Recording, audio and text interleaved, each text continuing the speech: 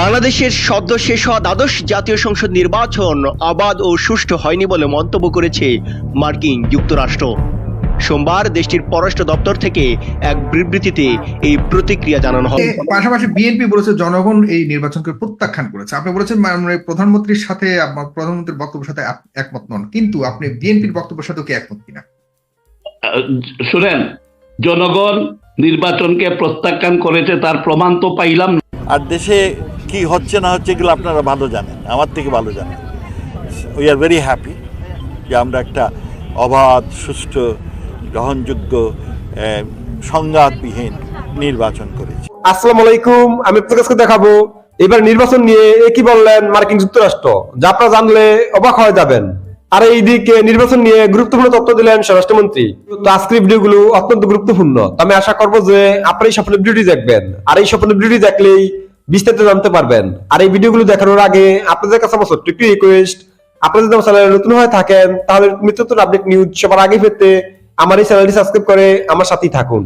আর এখন চলুন কথা না বাড়িয়ে আমরা এক এক করে ভিডিওগুলো দেখে আসি। বাংলাদেশের সদ্য শেষ হওয়া দ্বাদশ জাতীয় সংসদ নির্বাচন অবাধ ও সুষ্ঠু হয়নি বলে মন্তব্য করেছে মার্কিন যুক্তরাষ্ট্র। সোমবার দেশটির পররাষ্ট্র দপ্তর থেকে এক বিবৃতিতে এই প্রতিক্রিয়া জানানো হয়। বিবৃতিতে বলা হয়েছে, যুক্তরাষ্ট্র বাংলাদেশের জনগণ এবং গণতন্ত্র, শান্তিপূর্ণ সমাবেশের স্বাধীনতা ও মত প্রকাশের স্বাধীনতার প্রতি তাদের আকাঙ্ক্ষাকে সমর্থন করে। দেশটি লক্ষ্য করছে ৭ জানুয়ারি সংসদ নির্বাচনে আওয়ামী লীগ সংখ্যাগরিষ্ঠ আসনে জয়লাভ করেছে। বাংলাদেশের রাজনৈতিক বিরোধী দলের হাজার হাজার সদস্যকে গ্রেপ্তার এবং নির্বাচনের দিন অনিয়মের খবরে উদ্বিগ্ন যুক্তরাষ্ট্র। দেশটির পররাষ্ট্র দপ্তর বলছে, অন্যান্য পর্যবেক্ষকের সঙ্গে একমতই যে নির্বাচন অবাধ ও সুষ্ঠু হয়নি। নির্বাচনে সব দল অংশগ্রহণ না করায় যুক্তরাষ্ট্র হতাশ। নির্বাচনকালীন সময়ে এবং এর আগের মাসগুলোতে যেসব সহিংসতার ঘটনা ঘটেছে তার তীব্র নিন্দা জানিয়েছে যুক্তরাষ্ট্র। এসব সহিংসতার গ্রহণযোগ্য তদন্ত এবং দায়ীদের জবাবদিহির আওতায় আনতে বাংলাদেশ সরকারের প্রতি আহ্বান জানিয়েছে দেশটি। শুধু তাই নয়, সব দলের প্রতি সহিংসতা পরিহার করার আহ্বান জানিয়েছে ওয়াশিংটন। মার্কিন পররাষ্ট্র দপ্তর বলছে, যুক্তরাষ্ট্র বাংলাদেশের সঙ্গে একটি অবাধ ও মুক্ত অঞ্চল প্রতিষ্ঠার অভিন্ন লক্ষ্যে কাজ করা এবং মানবাধিকার সুরক্ষা ও নাগরিকদের প্রতি সমর্থন অব্যাহত রাখা এবং বাংলাদেশ ও যুক্তরাষ্ট্রের মধ্যে অর্থনৈতিক সম্পর্ক উন্নয়নের অংশীদারিত্বের ভিত্তিতে কাজ করতে প্রতিশ্রুতিবদ্ধ। অন্যদিকে বাংলাদেশের সব মানুষের ভবিষ্যৎ এখন ঝুঁকির মুখে বলে জানিয়েছে জাতিসংঘ। শুধু তাই নয়, এ বিষয়ে সরকারকে দ্রুত পথ পাল্টানোর আহ্বান জানিয়েছে সংগঠনটি। গণতন্ত্র, মানবাধিকারের বিষয়ে দেশের যে অঙ্গীকার তা ফিরিয়ে আনতে পদক্ষেপ নেওয়ার কথাও বলা হয়েছে। নির্বাচনী পরিবেশ নষ্ট ও বিরোধী প্রার্থী এবং তাদের সমর্থকদের উপর সহিংসতা ও দমন নিপীড়নের মধ্য দিয়ে বাংলাদেশে দ্বাদশ জাতীয় সংসদ নির্বাচন শেষ হয়েছে বলে জানায় জাতিসংঘ। নির্বাচনকে সামনে রেখে বিগত মাসগুলোতে বিরোধী দলের হাজার হাজার নেতাকর্মীকে নির্বিচারে আটক ও ভয়ভীতি দেখানো হয়েছে। এ ধরনের কৌশলগুলো সত্যিকার অর্থে প্রকৃত গণতান্ত্রিক প্রক্রিয়ার জন্য সহায়ক নয় বলে জানায় জাতিসংঘের মানবাধিকার বিষয়ক হাই কমিশনার ফলকার টুক। জাতিসংঘের এক বিবৃতিতে ফলকার টুক আলো বলেন, ভোটকে সামনে রেখে বাংলাদেশের আইন শৃঙ্খলা রক্ষাকারী বাহিনীর কর্মকর্তারা গণগ্রেপ্তার, হুমকি, গুম, ব্ল্যাকমেল ও নজরদারি সহ নানা পন্থা অবলম্বন এবং অগ্নি সন্ত্রাসের মতো রাজনৈতিক সহিংসতামূলক কর্মকাণ্ডের খবর রয়েছে তাদের কাছে। আর এইসব কারণেই দেশের প্রধান বিরোধী দল বিএনপি নির্বাচন বর্জন করে। গত ২৮ অক্টোবরের পর থেকে বিএনপির গুরুত্বপূর্ণ নেতারা সহ প্রায় ২৫,০০০ নেতাকর্মীকে গ্রেপ্তার করা হয়েছে বলেও বিবৃতিতে উল্লেখ করেন ফলকার টুক। এতে আরো বলা হয়, গত ২ মাসে হেফাজতে থাকা অবস্থায় অন্তত ১০ জন বিরোধী নেতাকর্মী মারা গেছেন বা তাদের হত্যা করা হয়েছে বলে খবর রয়েছে।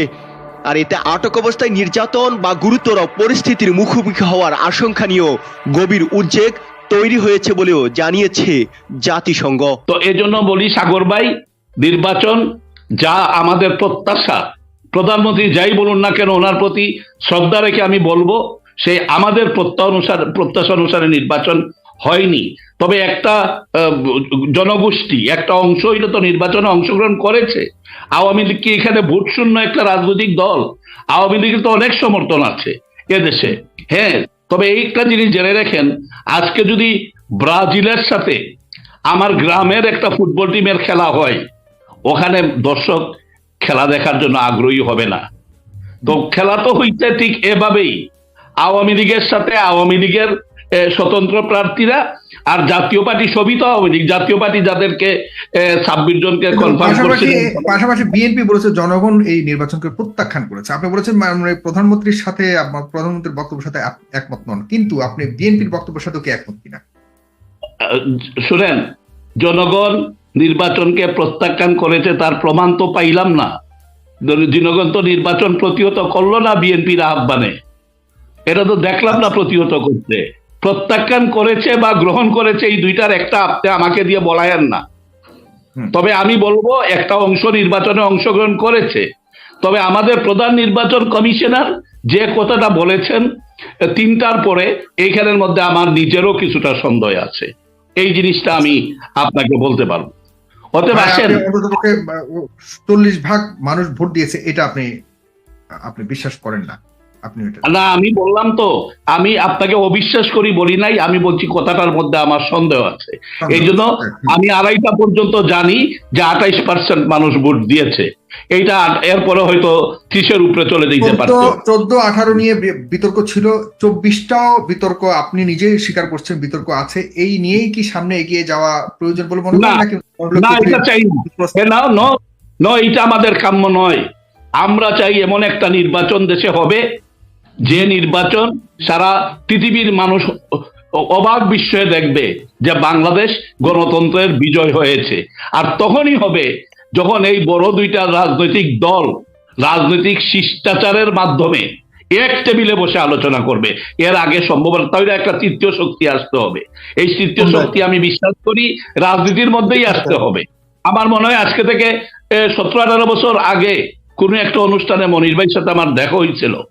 ওই দিন আমরা এই বিষয়টা নিয়ে আলাপ করছিলাম যে একটা তৃতীয় শক্তি, একটা থার্ড পাওয়ার বাংলাদেশে আসতে হবে। এবং আমার বিশ্বাস, আমরা যদি ইসলামিক দলগুলো ঐক্যবদ্ধ হইতে পারি, তাহলে একটা আদর্শিক চেঞ্জ বাংলাদেশে হয়তো আসতে পারে। বাংলাদেশের নির্বাচন নিয়ে আগে থেকেই সোচ্চার পশ্চিমা বিশ্ব। বছর খানিক ধরে একের পর এক ঢাকা সফর করেছেন পশ্চিমা কূটনীতিকরা। ক্ষমতাসীন দল কিংবা বিরোধীদের সঙ্গে বারবার বৈঠক করেছেন তারা। এমনকি রোহিঙ্গা ইস্যু বা অন্য কোনো কারণে বাংলাদেশ সফর করলেও আলোচনার কেন্দ্রবিন্দু ছিল নির্বাচন। বরাবরই ইউরোপীয় ইউনিয়ন এবং যুক্তরাষ্ট্রের প্রতিনিধিরা তাগিদ দিয়েছেন সুষ্ঠু নির্বাচনের। ভোটকে অবাধ, সুষ্ঠু, গ্রহণযোগ্য ও অংশগ্রহণমূলক করতে না পারলে এর জন্য দায়ীদের বিরুদ্ধে নিষেধাজ্ঞার বিষয়টিও আগেই জানিয়ে রেখেছে বাইডেন প্রশাসন। এমন অবস্থায় নির্বাচন নিয়ে পশ্চিমা বিশ্বের অবস্থান আগে থেকেই আঁচ করা যাচ্ছিল, যা ভোটের পর প্রকাশ্যে আসতে শুরু করেছে।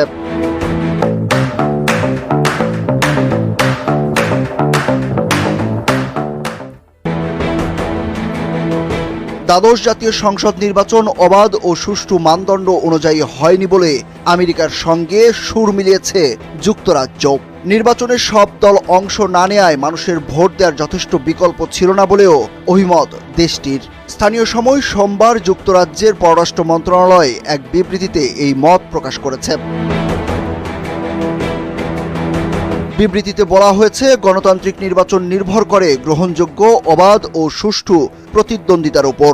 মানবাধিকার, আইনের শাসন ও যথাযথ প্রক্রিয়ার প্রতি শ্রদ্ধা গণতান্ত্রিক প্রক্রিয়ার অপরিহার্য উপাদান। নির্বাচনের সময় এইসব মানদণ্ড যথাযথভাবে মানা হয়নি। এছাড়া নির্বাচনে সব দল অংশ নেয়নি বলে বাংলাদেশের মানুষের ভোট দেওয়ার যথেষ্ট বিকল্প ব্যবস্থা ছিল না। ভোটের আগে বিরোধী দলের উল্লেখযোগ্য সংখ্যক নেতাকর্মীকে গ্রেপ্তারে উদ্বেগ প্রকাশ করে বিবৃতিতে আরও বলা হয়, নির্বাচন সামনে রেখে এবং নির্বাচনের প্রচার চলাকালে সহিংসতা ও ভয়ভীতি দেখানোর কর্মকাণ্ডের নিন্দা জানায় যুক্তরাজ্য। রাজনীতিতে এই ধরনের কর্মকাণ্ডের কোনো স্থান নেই। বিবৃতিতে উঠে আসে যুক্তরাজ্য ও বাংলাদেশের ঐতিহাসিক ও গভীর বন্ধুত্বপূর্ণ সম্পর্কের কথা। বাংলাদেশে একটি টেকসই রাজনৈতিক সমঝোতা ও সুশীল সমাজের জন্য অনুকূল পরিবেশ সৃষ্টি হলে দীর্ঘমেয়াদে দেশের প্রবৃদ্ধি অর্জন সম্ভব হবে। এছাড়া বাংলাদেশের সব রাজনৈতিক দলের প্রতি মতভিন্নতা দূর করার আহ্বান জানায় যুক্তরাজ্য। এদিকে নির্বাচন অবাধ ও সুষ্ঠু হয়নি বলেও বিবৃতি দিয়েছে মার্কিন যুক্তরাষ্ট্র। আর দেশে কি হচ্ছে না হচ্ছে এগুলো আপনারা ভালো জানেন, আমার থেকে ভালো জানেন। উই আর ভেরি হ্যাপি যে আমরা একটা অবাধ, সুষ্ঠু, গ্রহণযোগ্য সংঘাতবিহীন নির্বাচন করেছি। জনগণ রায় দিয়েছে, দ্যাটস এনাফ। আমাদের আর কিছু দরকার নাই, জনগণ রায় দিয়েছে, আলহামদুলিল্লাহ। যুক্তরাষ্ট্র আর যুক্তরাজ্য ওগুলো নিয়ে আমাদের চিন্তা নাই, আমাদের জনগণ রায় দিয়েছে এবং অন্যান্য দেশ আমাদের সপক্ষেই যারা এসেছে তারা সবাই বলেছে যে দেশে free, fair, transparent and credible and non violent election হয়েছে এবং ইলেকশন কমিশনকে সবাই ধন্যবাদও দিয়েছে। সো দ্যাটস ইট, এবং we are very happy with it. জনগণ নির্বাচনে গেছে বিভিন্ন প্রতিকূল পরিবেশে, এইটাই তো বড় কথা, যে জনগণ তাদের আপনার যে ভোট দেওয়ার অধিকার সেটা আবার নতুন করে এস্টাবলিশ করেছে, অ্যান্ড উই আর প্রাউড। আমি আশা করছি যে আপনারা সম্পূর্ণ ভিডিওটি দেখেছেন। আপনাদের যদি বিষয়টি নিয়ে কোনো মতামত থাকে আমাকে অবশ্যই কমেন্টে জানাবেন। আর আপনারা যদি আমার চ্যানেলে নতুন হয়ে থাকেন তাহলে আমার এই চ্যানেলটি সাবস্ক্রাইব করে আমার সাথেই থাকুন। তো দেখা হচ্ছে পরবর্তী ভিডিওতে। সেই পর্যন্ত সবাই ভালো থাকবেন, সুস্থ থাকবেন। আল্লাহ হাফেজ।